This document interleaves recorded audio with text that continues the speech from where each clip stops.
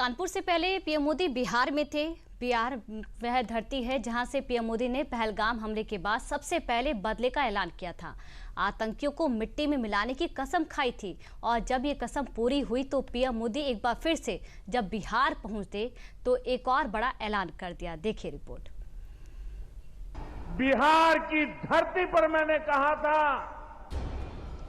उन्हें कल्पना से भी बड़ी सजा होगी। आज जब मैं बिहार आया हूं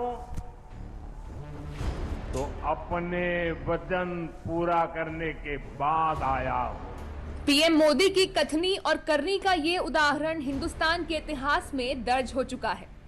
कथनी और करनी के इसी तालमेल ने दुश्मन के खेल को मिट्टी में मिला दिया। कथनी और करनी का यही तालमेल पीएम मोदी के सियासी सफलता का फलसफा भी रहा है। पीएम मोदी न सिर्फ बोलते हैं बल्कि जो बोलते हैं उस पर अमल भी करते हैं। यही वजह है कि देश की जनता ने पीएम मोदी को सर आंखों पर बिठा रखा है और शायद यही वजह है कि पीएम मोदी दुनिया के सबसे लोकप्रिय नेता हैं।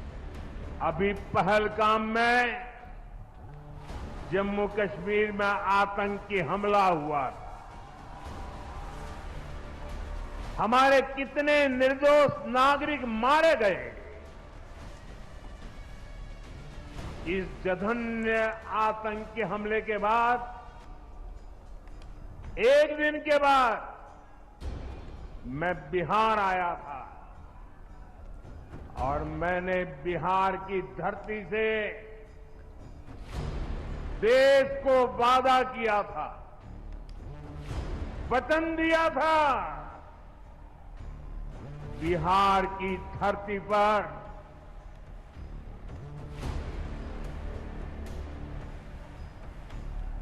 आंख में आंख मिलाकर हमने कह दिया था आतंक के आकाओं के ठिकानों को मिट्टी में मिला दिया जाएगा। बिहार की धरती पर मैंने कहा था उन्हें कल्पना से भी बड़ी सजा होगी। आज जब मैं बिहार आया हूं तो अपने वचन पूरा करने के बाद आया हूं। ऐसे कारनामे और कारनामों के बाद बयानों का यह अंदाज पीएम मोदी के सियासी करियर के आगाज से ही उनकी पहचान बनी हुई है। पीएम के इस बयान ने एक बार फिर से साबित कर दिया कि देश उनके लिए सत्ता और सियासत से कहीं बढ़कर है। जिन लोगों ने पाकिस्तान में बैठकर हमारी बहनों का सिंदूर उजाड़ा था, हमारी सेना ने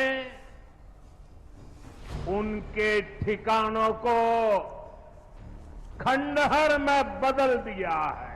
भारत की बेटियों के सिंदूर की शक्ति क्या होती है ये पाकिस्तान ने भी देखा और दुनिया ने भी देखा।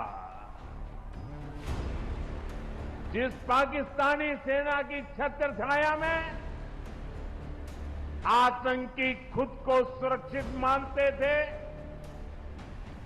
हमारी सेनाओं ने एक ही झटके में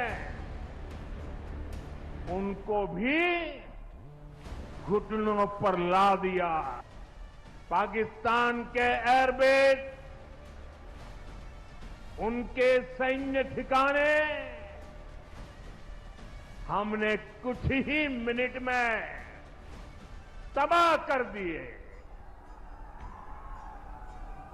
ये नया भारत है,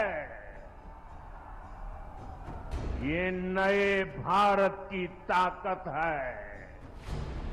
ऑपरेशन सिंदूर के बाद पहली बार बिहार पहुंचे पीएम मोदी ने जब जनता को सेना के पराक्रम और हिंदुस्तान की ताकत का एहसास कराया तो जिक्र हिंदुस्तान के शहीद जवान इम्तियाज का भी किया, जो 10 मई को पाकिस्तान की तरफ से हुई गोलीबारी में देश के लिए शहीद हो गए थे।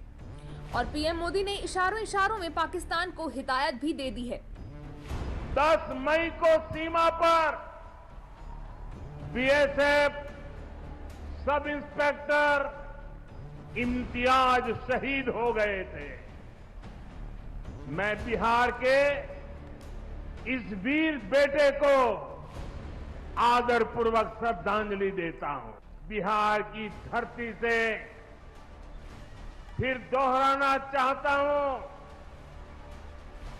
ऑपरेशन सिंदूर में भारत की जो ताकत दुश्मन ने देखी है,